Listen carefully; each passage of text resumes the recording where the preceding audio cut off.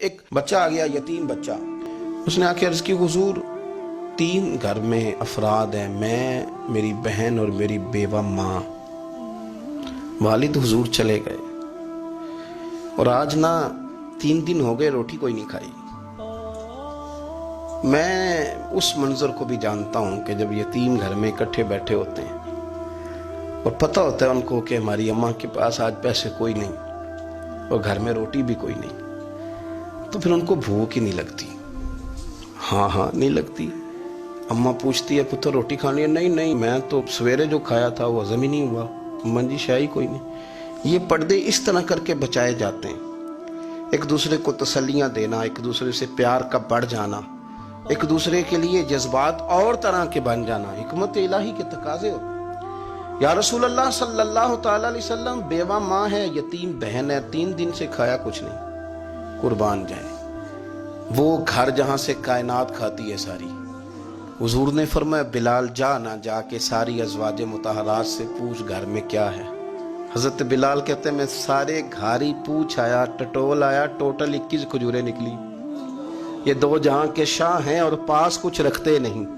2 جہاں کی نعمتیں ہیں، ان کے خالی ہاتھ میں حضور کے سارے گھر کو میں ڈھونڈ 21 کھجوریں نکلی تو لا کے میں نے پیش کر دی. تو حضور نے ڈائریکٹ اس کو نہیں دی، نبی پاک نے اپنے ہاتھ پہ رکھ لی.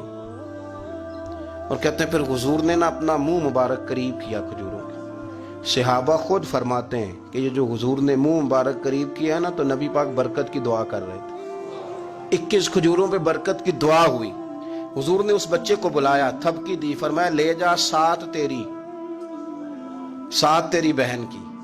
انہیں معمولی نہ سمجھنا ہو تو حضرت بلال کہتے ہیں حضور 3 بھی دے دینا کبھی تو 30 سال ختم ہی نہیں ہوتی. 30 سال گزر جاتے ہیں، نکالتے رہو، کھاتے رہو، ختم ہی نہیں ہوتی. حضرت سیدنا ابو ہریرہ رضی اللہ تعالیٰ عنہ فرماتے ہیں حضور نے فرمایا 7 تیری، 7 تیری بہن کی، 7 تیری والدہ کی، اور 7 حضور نے اور بھی تلقین فرمائی. فرمایا ایک سویرے کھایا کرنا، ایک شام کو کھایا کرنا. یہ لے جا. حضرت سیدنا بلال حبشی کہتے ہیں رضی اللہ تعالیٰ عنہ کہ بچہ لے کے جب باہر نکلا تو حضرت سیدنا معاذ ابن جبل دوڑ کے گئے اور جا کے بچے کے سر پہ شفقت سے ہاتھ پھیرا. کہا فکر نہ کرنا، رب کریم تجھے بہترین سرپرست عطا کرے گا. پتر پریشان نہ ہونا، اللہ تیری مدد کرے گا. صرف حوصلہ دیا، سر پہ دست شفقت پھیرا. بچہ چلا گیا تو حضور نے فرمایا معاذ ادھر آؤ نا ذرا. یا رسول اللہ حکم ہو. فرمایا کس چیز نے تمہیں اٹھایا بچے کے سر پہ ہاتھ رکھنے کے لیے؟ کس نے تمہیں کہا؟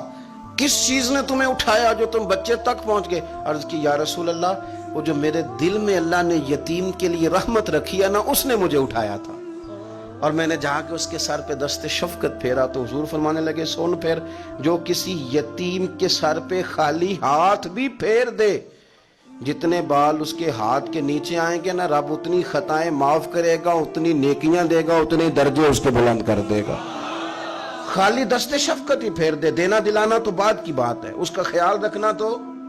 یہ جو ہمارے مدارس ہیں نا، میں اکثر بچے غریب ہوتے ہیں لیکن کچھ بچے تگڑے گھروں کے بھی ہوتے ہیں، مالدار گھروں کے بھی ہوتے ہیں. اس میں اگر کوئی ایسا بچہ آ بھی جاتا ہے نا جو یتیم ہے، کمزور ہے، تو وہ اپنے آپ کو محسوس نہیں کرتا کمزور، کیونکہ وہ یہ نہیں سمجھتا کہ میں یتیم خانے میں آیا ہوں. اس کے ذہن میں مائنڈ سیٹ یہ ہوتا ہے کہ میں مدرسے میں آیا ہوں اور میں پڑھنے کے لیے آیا ہوں. اور چونکہ وہ کچھ وزادار بچے، مالدار بچوں کے ساتھ وقت گزارتا ہے، اسی دسترخوان پہ بیٹھ کے کھاتا ہے، اسی کلاس میں سب کے ساتھ بیٹھ کے پڑھتا ہے، تو اس کی عزت نفس مجروح ہونے کی بجائے طاقت پکڑتی ہے.